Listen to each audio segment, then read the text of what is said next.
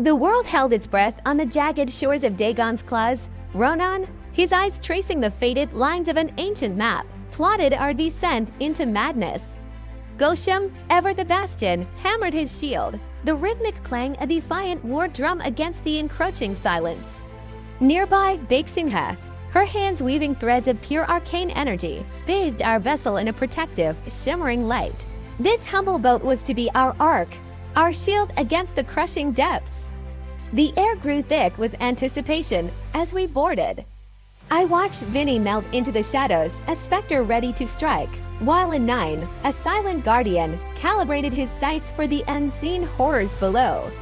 With a final lurch, our boat plunged into the swirling, dark heart of the vortex, leaving the sunlit world behind. We were swallowed by the abyss. The pressure was immense, but Beksinha's magic held true, cocooning us in a bubble of air and courage. Before us, a breathtaking, terrifying vista unfolded, a cathedral of shimmering glass and churning water, an impossible structure defying all laws of nature. But its beauty was a lie. From the aquatic gloom, they emerged the deep ones. Their gurgling shrieks echoed in the water as they swarmed us. Gulsham roared, his shield a bulwark against the tide of claws and teeth. Beside him, Todd's moved like a whirlwind of steel, his blade a silver blur. And from the darkness, Vinny struck, his daggers finding their mark with silent, deadly precision. The first clash was won, but it was just a taste of the nightmare to come. Ronan led us deeper into the submerged city, his voice a steady anchor in the swirling chaos. We found ourselves on a narrow bridge of obsidian glass, spanning a chasm that seemed to drop into infinity. It was a perfect choke point, a death trap for our pursuers. As another wave of grotesque creatures surged forward, Ronan's strategy unfolded. Gulsham and Todd's locked shields, forming an unbreakable wall at the bridge's entrance. The monstrous horde crashed against them, a symphony of splintering bone and furious roars. From our protected vantage point, N9 became a god of death, his projectiles streaking through the water to pick off targets with chilling accuracy. Beksinha, a tempest of elemental fury, unleashed torrents of magic, clearing swaths of enemies and turning the tide in our favor. We were a single, cohesive unit, fighting as one. The path cleared, we pressed on toward the Sanctum Sanctorum, the very heart of Dagon's domain. We burst into a vast throne room where the air, or rather the water, crackled with profane energy. There, flanked by an altar pulsing with a sickly green light, stood our true adversaries, the Blood Brothers, elite champions of the deep, and the ritualist, their master, chanting the final verses of a world-ending spell.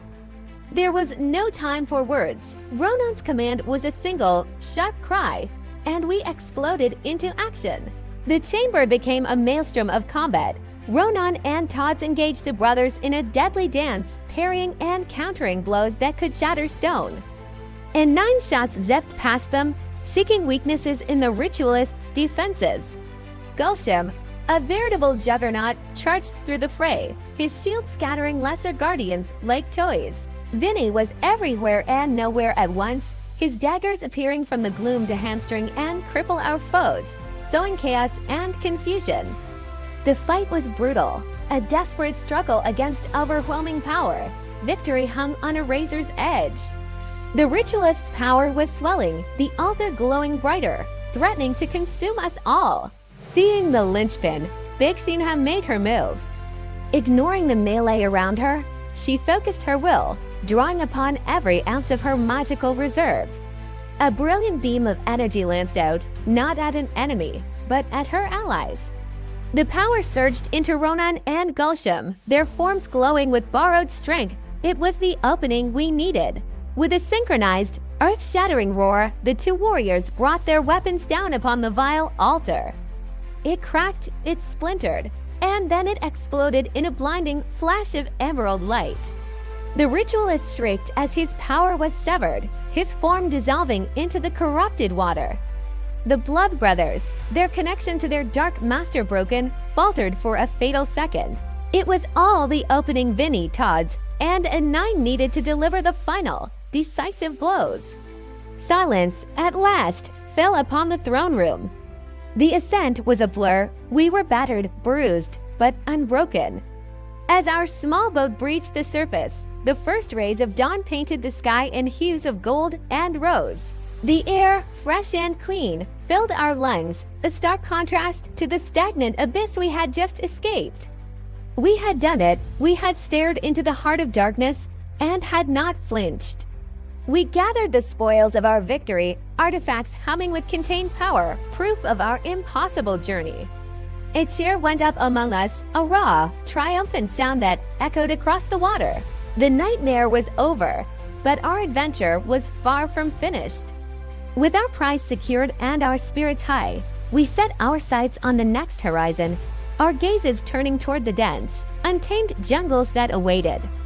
Thank you for joining us on this incredible adventure. Make sure to like and subscribe to see where our journey takes us next.